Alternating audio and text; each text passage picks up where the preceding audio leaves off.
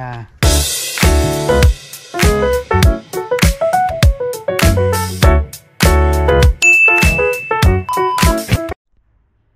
Dzień dobry mga totoong. At ngayon nga pala gagawa nga pala tayo ng video na sabi nila safe daw sa Poland. And almost 2 years and 2 months na rin ako sa Poland. Kaya try natin maglakad-lakad dito sa lugar ng Odolano kung safe ba talaga dito sa Poland. And guys, kung mapapansin nyo, alas 10 na nga pala ng gabi ngayon dito sa Poland. Yan, dito sa Odolano, yan oh. Sa mga sa mga lokal dito, yan, alam nila yan lugar na to. Ito ako ngayon sa may munisipyo. And tatry natin ngayon maglakad-lakad. Pasensya na kayo kung madilim sa ano, madilim ang makikita nyo sa camera sa background. Yan, dito tayo. Try natin maglakad-lakad dito kung safe ba talaga dito sa Odolano, kung wala bang magti-trip sa atin o ano. Yan. Yan, sakto yung ano natin.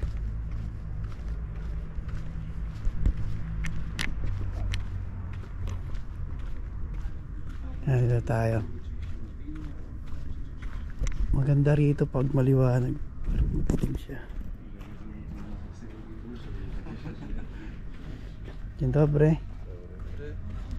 Guys, may nagiinuman doon pero ano naman, pero wala naman, mabait naman yung mga tao dito.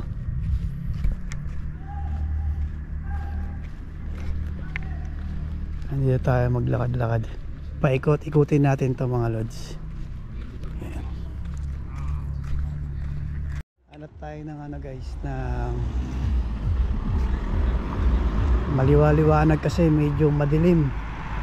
Dilim doon sa part na yon. Yan tayo ngayon.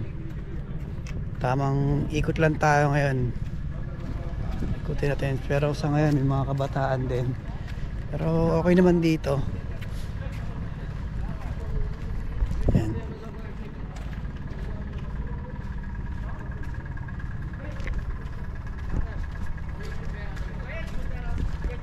Sa ngayon Sabado nga pala mga lods.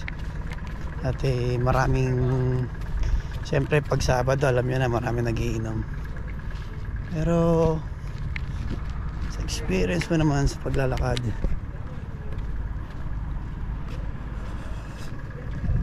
ito nga pala yung police station dito. Ayan. So far so good naman mga lods, wala namang gumagalaw sa atin dito. Ayan.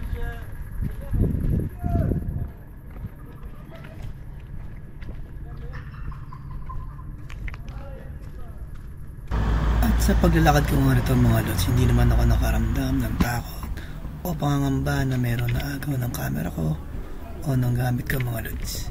Tinatry natin kung gaano nga ba ka-safe dito sa lugar ng Poland, especially dito sa lugar ng Odolano. At marami din kasi nagsasabi na Poland is the safe country here in the Europe. Kaya susubukan natin kung gaano nga ba ka-safe dito sa Poland. Kaya mas maganda lods kung ating susubukan para malaman natin kung gaano nga ba ka-safe dito sa Poland. Kaya pasensya nyo na yung video ka kung madilim ang background mga lods, kasi ginawa ko talaga siyang gabi.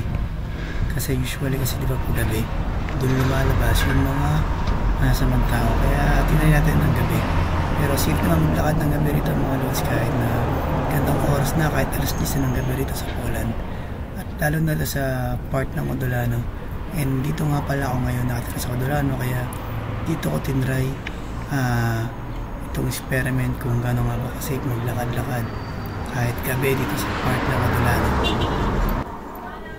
At ito nga guys, na sa ilang minutong paglalakad ko at sa awa ng Diyos wala naman gumagawa ng mali o may nakikita tayong mali sa ating paligid. Safe pa rin tayo mga lods. Dobre. Dobre? Ayan mga lods, katulad na lang nung nakita nyo sa video, di ba? nag-approach ako, nagsabi ako ng magandang gabi sa kanila at sumagot din naman sila. Ganun talaga, Lods. Sabi nga, respeto na. Kung meron akong respeto sa kapwa mo, Facebook. ipapalit din nila sa'yo. Can I photo? Yeah, sure.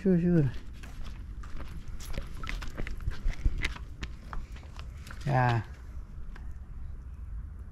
Okay. Thanks, bro. Yeah. O, paano ba yung mga Lods? Success naman kahit pa paano, naging maayos naman yung ginawa natin sa araw na to, sa paglalakad natin dito sa part ng Udulanot. Wala naman nangyaring hindi maganda sa atin. Kaya see you soon sa next vlog natin mga Lods. And ciao.